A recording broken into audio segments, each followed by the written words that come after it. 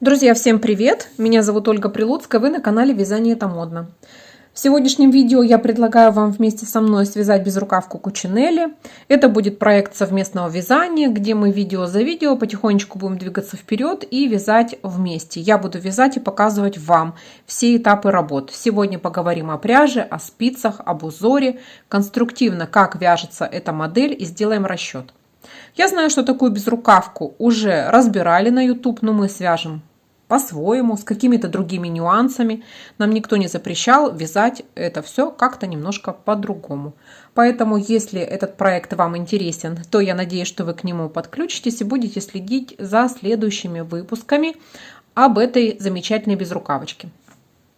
По пряже. Пряжа, из которой я сейчас начала вязать, ее название, состав — это хлопок со льном. Я сейчас поставлю и метраж на экранчик, потому что на память я уже, к сожалению, не помню, как она называется и точный метраж. По-моему, там 150 метров в 50 грамм. Я вяжу в 2 нити, поэтому у меня будет 150 метров в 100 граммах. Если не так, то я поправлюсь на экране. Я предлагаю вам взять для этого вязания любую другую пряжу, которая вам будет комфортна. И если вы будете вязать не летний вариант, а это может быть вполне и не летний вариант, это может быть вариант межсезонья и даже зимний вариант для офиса, например, чтобы одевать на водолазку или на какую-то кофточку в офисе, где холодно. Поэтому здесь ваш разбег в выборе пряжи, ваше желание в выборе пряжи может реализоваться в очень широком, так скажем, спектре. Это может быть и полушерсть, и шерсть, и какие-то смесовки. Если летний вариант, то я бы вам рекомендовала хлопки, хлопок со льном, хлопок с акрилом, возможно, чуть-чуть с небольшим добавлением вискозы, но чисто из вискозы, я думаю, что не стоит. Капюшон будет не выкладываться по плечам, а висеть сзади просто одной колбаской такой. Он скрутится в трубочку и отвиснет. Поэтому вискоза и с добавлением большого количества вискозы не рекомендую. Вам придется постоянно поправлять капюшон, чтобы он не отваливался туда-назад одной такой тяжелой полосой.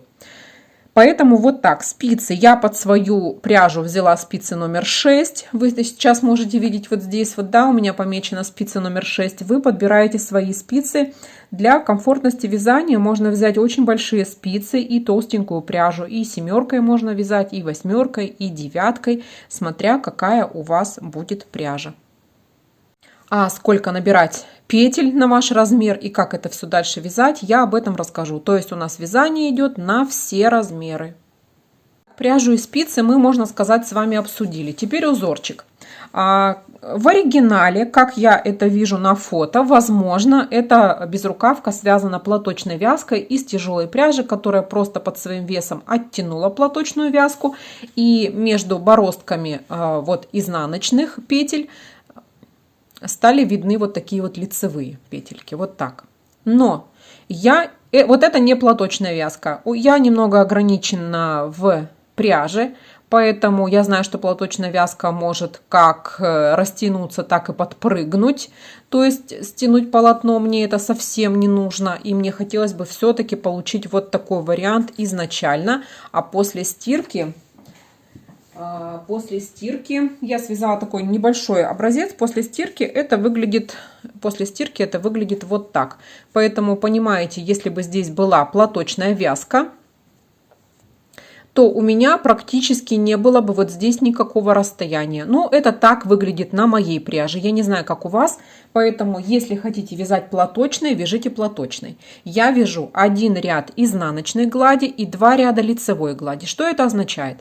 Это означает, что мой узор выглядит следующим образом. Смотрите, это я все расписываю для новичков.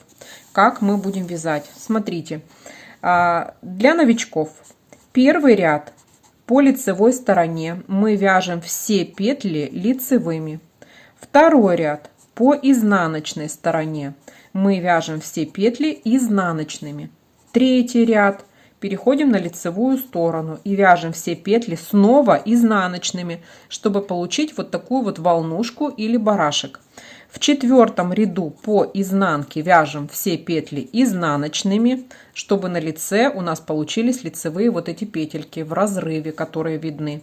В 5-м ряду, который будет лицевым, мы вяжем все петли лицевыми, то есть добавляем второй ряд лицевой глади, вот эту вот гладкую часть.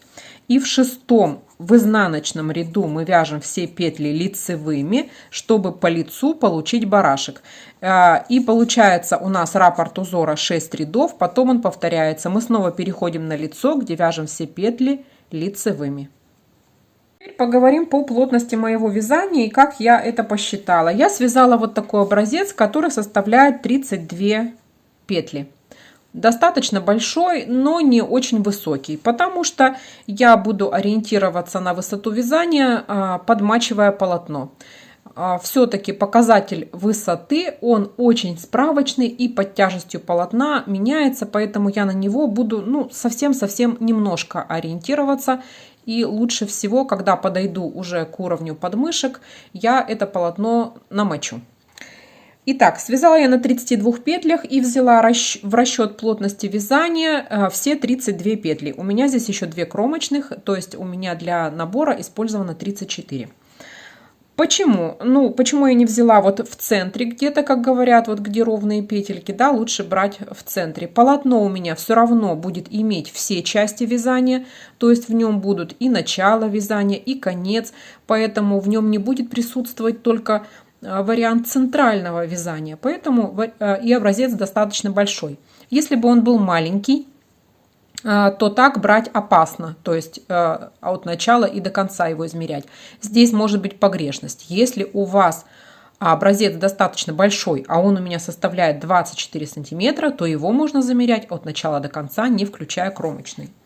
Это я так считаю, я не знаю, как правильно. Наверное, в вязании правильного и неправильного, на мой взгляд, ничего нет, потому что это творчество. Поэтому я делаю вот так. Вы можете делать как-то по-своему. И я записала для себя следующий показатель, что у меня 32 петли, это 24 сантиметра. Получается, что 1,33 петли это 1 сантиметр. Как я это получила? Я разделила все на 24. Чтобы из 24 получить 1 сантиметр, я должна 24 разделить на 24. Значит, я и 32 должна разделить на 24. Вот так. Значит, у меня в 1 сантиметре 1,33. Это и будет у меня принимать участие в расчете. Теперь про конструкцию. Пока я буду рисовать свой такой рисуночек, я буду с вами немного разговаривать. Я решила не вязать этот вариант безрукавки отдельными деталями, то есть не вязать спинку и не вязать полочки отдельно, а связать все это единым полотном до уровня подмышек. Даже нет, не до уровня подмышек, мы сейчас об этом с вами поговорим. У нас же есть в боковой части там карманы. Смотрите, как я рисую сразу, то есть планка, она начинается с самого низа, и если здесь есть резинка, то планка начинается уже вот такими горизонтальными полосками. В боковых частях у нас карманы, и я предлагаю вязать единым полотном до разреза карманов, чтобы у нас было как можно меньше всяческих шовчиков, которые нам потом будут мешать. Тем более, что клубочки нам все равно надо будет присоединять какие-то где-то. Поэтому уж лучше мы сделаем все без швов. И плечевые тоже сделаем без швов. И здесь мы сделаем, не набирая петли потом из проймы, а вывязывая цельно вязаное. Все это. Это у нас вот такая планочка, которая вяжется платочной вязкой. И я намеренно не показываю здесь горловины по переду и по спинке, потому что я их провязывать не буду. У меня пойдет цельно вязаный капюшон без вывязывания горловины по переду. Я считаю, что здесь абсолютно эта горловина не нужна. Это у нас летний вариант. И вывязывать здесь укороченными рядами по передней части капюшон, это просто создавать себе дополнительную замороку. Хотя можно все связать гораздо проще, и изделие будет сидеть достаточно комфортно. Теперь по ширине вязания. Итак, как вы поняли, что, какая моя задумка. Здесь у меня будет наборный край. И это цельное полотно до карманов. Дальше на уровне карманов я полотно разделяю. Вяжу отдельно спинку на высоту кармана и отдельно полочки на высоту кармана. Дальше я это полотно опять объединяю в большое полотно и вяжу до уровня проймы.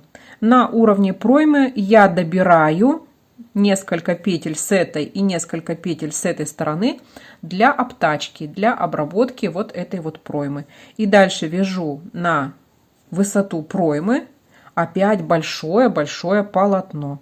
Дальше я буду вывязывать скосы плеч, и в этом моменте мне придется полотно разделить на 3 части. Я не хочу здесь делать, можно сделать а-ля реглан-погон, но мне не хочется. Мне кажется, что потом эти петли будет тянуть, которые будут идти по погончику. И будет смотреться не совсем красиво.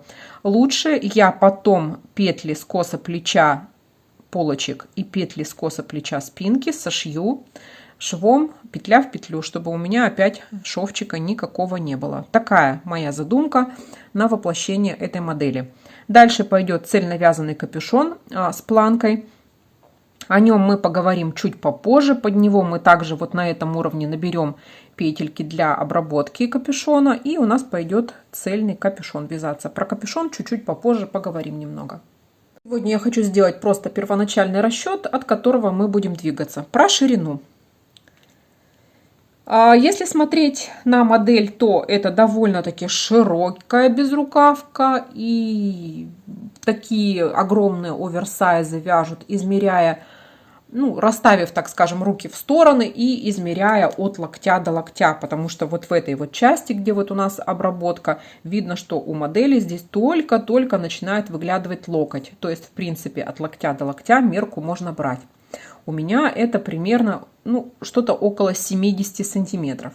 И я хотела сначала вязать 66 сантиметров, но потом передумала. Я посмотрела одну свою модельку, которая в ширину 60 сантиметров. И она мне очень нравится. И я решаю сделать именно такую ширину. Поэтому здесь никто вам не запрещает сделать эту модель как широкой оверсайз, так и полуприлегающего силуэта. Можно вязать такую модель и полуприлегающего силуэта.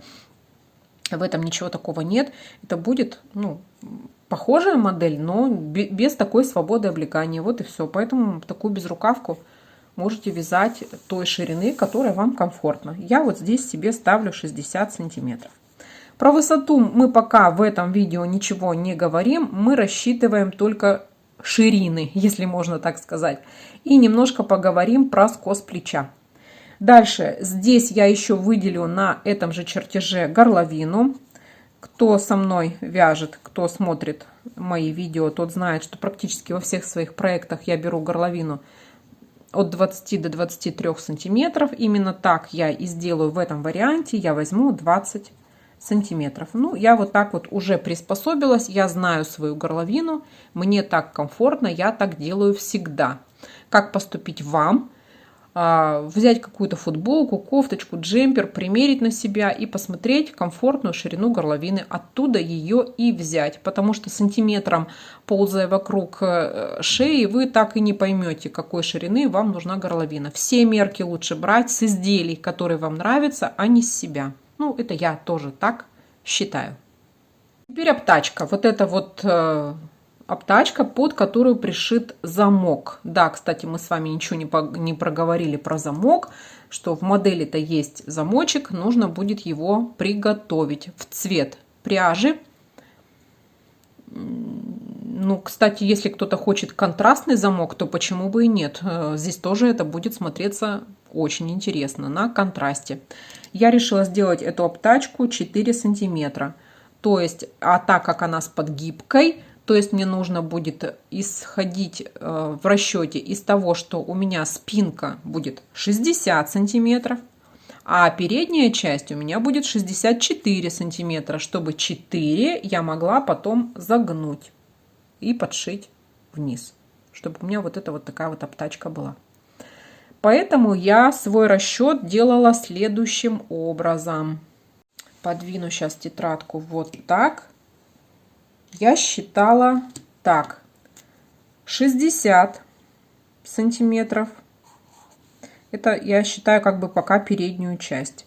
60 сантиметров плюс 4 сантиметра планки будет 64. Умножаю на свою плотность вязания 1,33. Умножаю на 1,33. Получаю 85,1. Пишу 86 петель. Все буду считать в четном количестве. Так удобнее будет потом с этим работать. Дальше считаю спинку. По спинке у меня планки нет. Там просто 60 сантиметров, которые я умножаю на 1,33.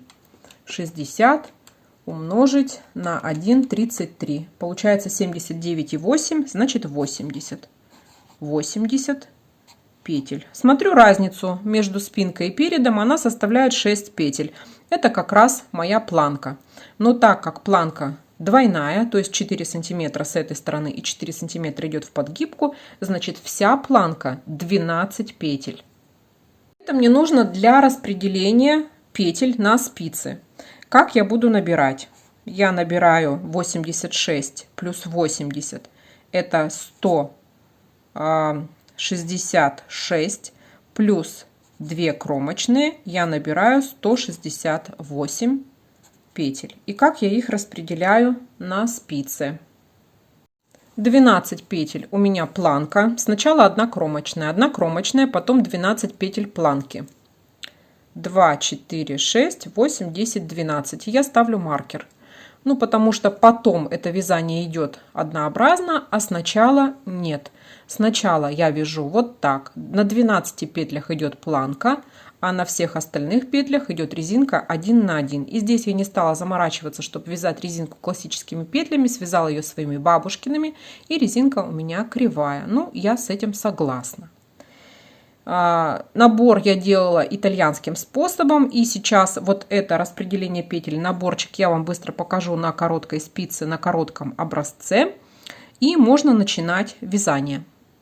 Пока я буду набирать петли итальянским способом, наберу я их штук, ну, 25, там 30, сколько у меня получится, мы с вами поговорим про скос плеча. Кто не умеет набирать петли итальянским способом, сейчас может смотреть на экран или найти в разделе «Технические приемы» у меня на канале в плейлисте набор итальянским способом и там посмотреть, как это делается. Про скос плеча. Мне кажется, что единожды в жизни нужно свой скос плеча для себя определить. Я его знаю, он у меня 4 сантиметра. Откуда я это взяла? Я пошла в ванную комнату, встала к кафелю, взяла простой карандаш и провела линию по своему плечу. Потом посмотрела на кафеле, сколько эта линия составляет, то есть провела ее так хорошенечко и промерила сантиметровой лентой свой скос, то есть высоту этого скоса плеча. Я вам сейчас это нарисую на чертеже. И последнюю петельку я сделаю вот так вот с помощью закрепки. То есть вот так вот ее сделаю. Смотрите, то есть после того, как я там постояла в ванной комнате, у меня где-то на кафеле получилась вот такая линия небольшая, да? Я знаю свое плечо от шеи и до кончика плеча. Я знаю свое плечо. И если вязать классический вточной рукав до косточки, то у меня это примерно 5 сантиметров. Да, у меня очень маленькие плечи. И если вязать рубашечный рукав, то есть можно выйти чуть-чуть за кончик, то это можно еще 1 сантиметр прибавить. То есть у меня будет плечо 6 метров, пишу 6 сантиметров. Это я знаю. Дальше я вот от этой точки, крайней точки плеча, просто провела прямую линию и измерила вот это расстояние. И оно у меня получилось примерно 4 сантиметра. Ну, там 3 с небольшим. Я вам очень рекомендую к расчету по этому видео такую цифру заготовить. Прежде чем мы начнем вязать, я хотела еще с вами поговорить по поводу кромочных. Я решила вязать кромочные вот таким способом, с узелковым краем. Здесь у меня будет подшита молния. Я не хочу, чтобы выглядели расхлябанно на молнии вот эти кромочные петли. Вот такой узелковый край стабилизирует мой край полотна и выглядит, ну, выглядит, так скажем, декоративно. Поэтому вот я решила вязать так. Если вы хотите вязать как-то по-другому, ну, смотрите. Первую петлю я снимаю, последнюю всегда провязываю лицевой. Вот начало моего вязания. Здесь у меня будет планка, поэтому я сначала провязываю свой итальянский набор. Конечно, как он выглядит, лицевые и изнаночные петли. Пока я эти 12 петель для планки не выделяю. Когда мы делаем такой набор, то мы сразу видим, какая петля у нас лицевая, какая изнаночная, поэтому мы так и провязываем. Изнаночная, лицевая, изнаночная, лицевая, изнаночная, лицевая, изнаночная, лицевая. Петельки сами уже на спице выглядят либо изнаночной, либо лицевой. Довяжу до конца ряда, вернусь к вам. У меня на спице осталась последняя петелька, и я ее провязываю лицевой. Поворачиваю работу на другую сторону. Вот сейчас я буду разделять петли для планки. И смотрите, у меня рабочая нить вот здесь. Я ее вот так вот и завожу сюда. И беру первую петлю, снимаю. Дальше 12 петель планки. Я провязываю все эти петли лицевыми. 1, 2, 3, 4, 5, 6, 7, 8, 9, 10, 11, 12. Вот здесь можно повесить маркер на высоту резинки, он вам поможет, потому что пока идет резинка, будет разночтение. Планка будет вязаться поперечным вязанием вот так, то лицевые, то изнаночные петли, а резинка будет вязаться вот таким продольным вязанием. Здесь будет одна петля изнаночная, одна лицевая. Именно к изнаночной мы сейчас и подошли. Изнаночная, лицевая, изнаночная, лицевая, изнаночная, лицевая, изнаночная, лицевая и крайняя петля лицевая. Все, поворачиваю работу на другую сторону. Снова вот рабочая нить у меня, и я снова ее вот так завожу, и таким образом я вот здесь вот все время обвиваю, и у меня получается такой узелковый край. Теперь у меня все петли на спице показывают уже, как мне их нужно вязать. Я вяжу здесь резинку, довязываю ее до планки. Как только подойду к планке, я вернусь к вам. Вот я у планки, мои 12 петель, это изнаночный ряд. Мы сейчас в изнаночном ряду, и нам все петли нужно вязать изнаночными. То есть я здесь все 12 провязываю изнаночными.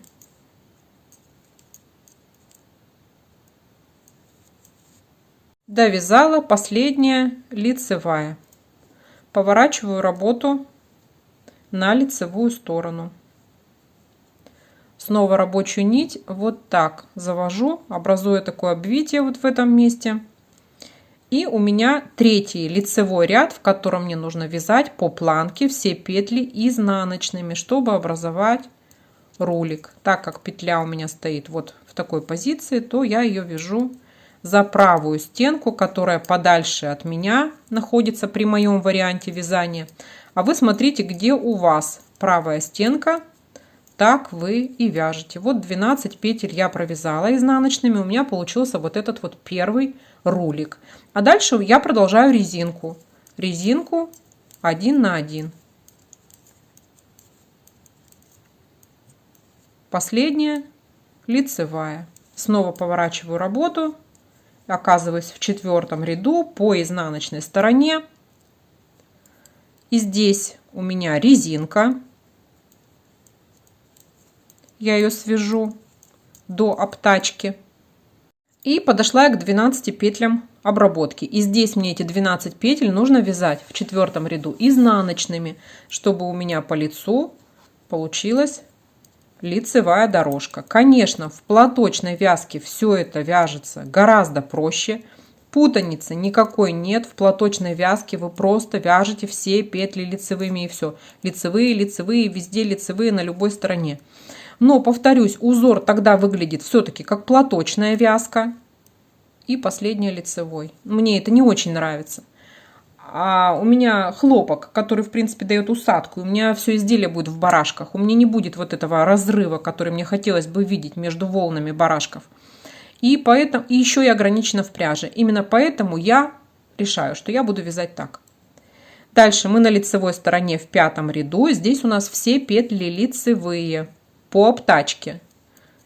2, 3, 4, 5, 6, 7, 8, 9, 10, 11, 12. Потом идет резинка 1 на 1. И последний будет 6-й ряд нашего узора. Вот что у нас вырисовывается. Здесь у нас идет обтачка с барашком, буду его так называть. Здесь идет резинка. Какая здесь еще небольшая уловка, которую я применила. Я буду сейчас вязать 6-й последний ряд.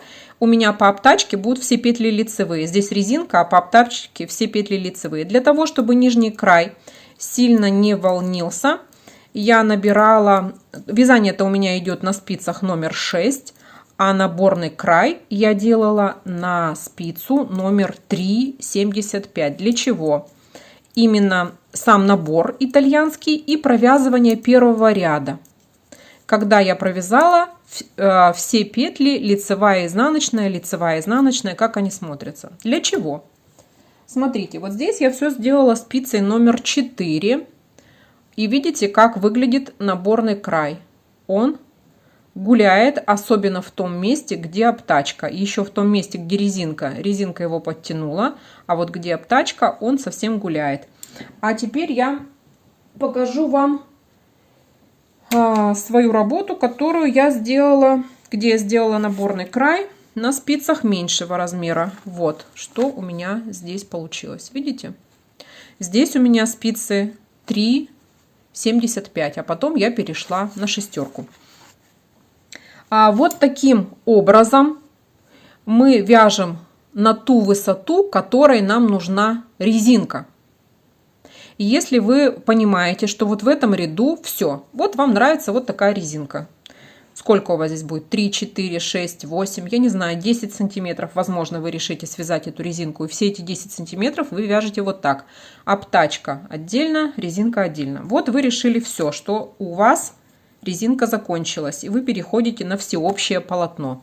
Вы смотрите, какой ряд здесь должен быть, так его и провязываете. Вот здесь у меня первый ряд, где все петли лицевые, я так их и начинаю провязывать. Все петли лицевые. Если в этом ряду нужно вязать все петли изнаночные, исходя из планки, тогда я бы провязала все петли изнаночными. То есть смотрим, какой это ряд, ориентируемся на обтачку.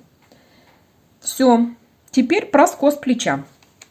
Итак, мы с вами вяжем это полотно до уровня входа в карман.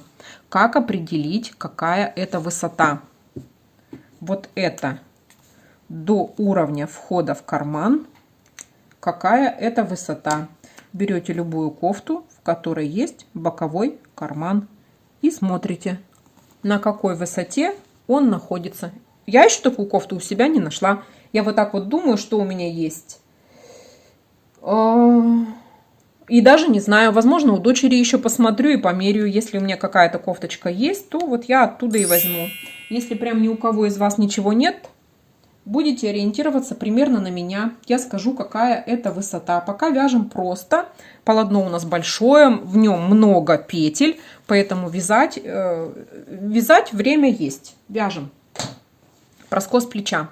Видео, скорее всего, видите, получится длинным.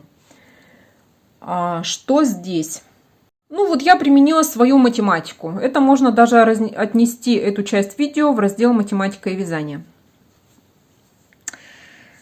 С чего бы начать? Смотрите, друзья. Допустим, вот здесь начинается наша шея. Вот так вот она идет, да, и дальше пошло плечо. Это шея.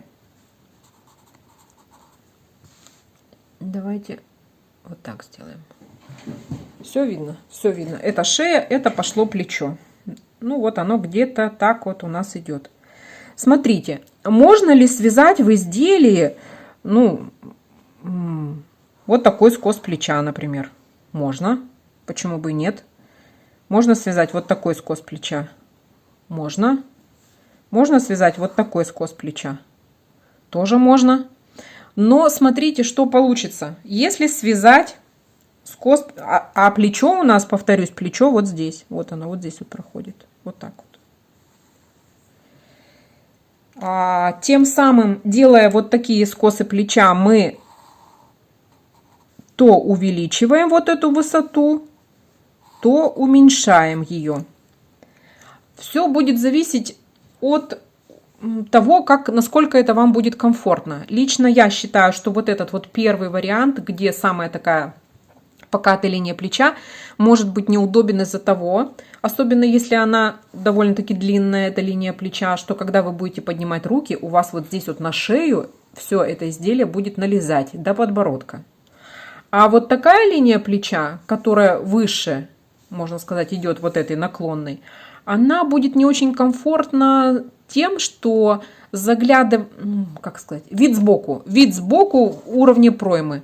То есть здесь может быть как открытость и видно белье, это во-первых, а во-вторых, сам вот этот край может очень сильно здесь вот торчать. Руку вы опустите, у вас рука будет ниже, а вот этот край будет задран и будет здесь торчать.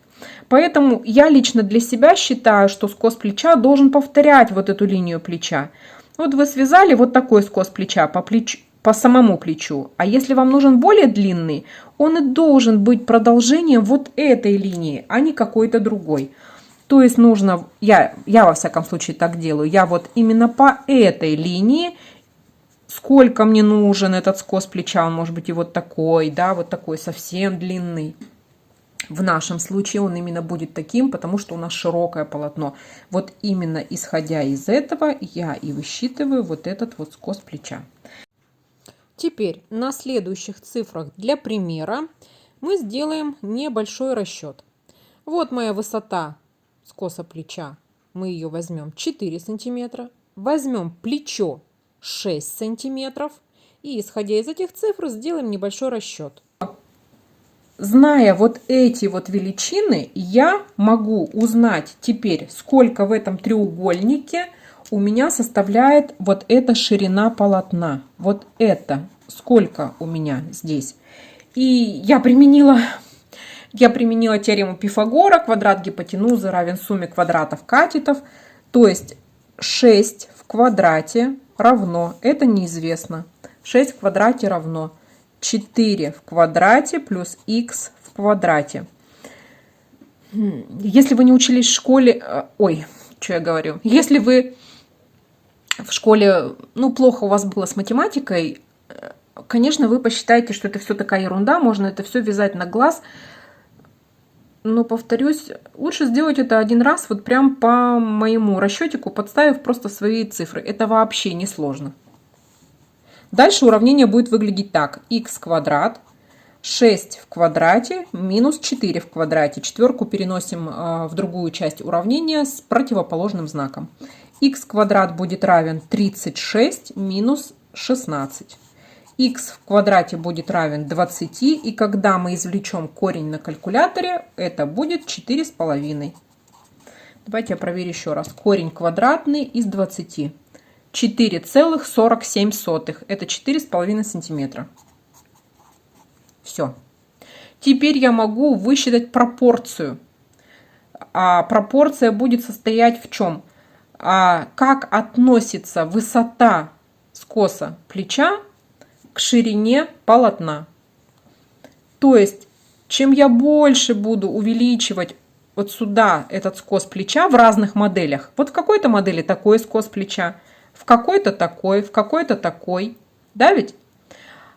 Зная ширину полотна, а я ее буду знать, потому что я знаю, что здесь у меня начинается горловина, я всегда могу высчитать, какой мне нужен скос плеча, ничего не придумывать. Классический 4, но чем дальше я удлиняю вот эту линию плеча, тем больше становится моя высота, и мне ничего не нужно придумывать. 6 тут или 8, или сколько, 10 может быть тут. Я могу все это высчитать по пропорции. 4 разделить на 4,5 это 0,889. Это число я записываю, все, и я его запоминаю. Теперь здесь конкретное. Вот наш расчет. я знаю в данном случае вот эту ширину, вот от этой точки и вот до этой точки, вот эту ширину полотна я знаю. Откуда? Ну, у нас все 60, а горловина 20. Значит, у нас остается 40 на все остальные дела. 40 поделить пополам, потому что у нас одна часть должна быть с этой стороны и такой же треугольничек с этой стороны. Это значит, что эта часть 20 сантиметров. Если бы я на горловину взяла больше, допустим, я бы взяла горловину 22 сантиметра. Тогда из 60 я бы вычла 22, у меня бы осталось 38. 38 я бы поделила пополам, у меня бы здесь было 19 сантиметров. Вот таким образом. А теперь мне нужно найти вот эту мою высоту скоса плеча. Вот эту штучку, которую теперь из головы придумывать не надо, на которую я знаю цифру волшебную 0,889. И чтобы, так скажем, не запоминать, что нужно делать с этой цифрой, умножать или делить, всегда помните, что пропорция составлена таким образом, что вот это число, оно больше, а вот это меньше. То есть число у вас должно получиться меньше, чем вот это. Поэтому я умножаю 20, умножаю на 0,889, и у меня получается 17,5 сантиметров. Давайте так, друзья, в следующей части мы с вами встретимся при разделении полотна на карманы.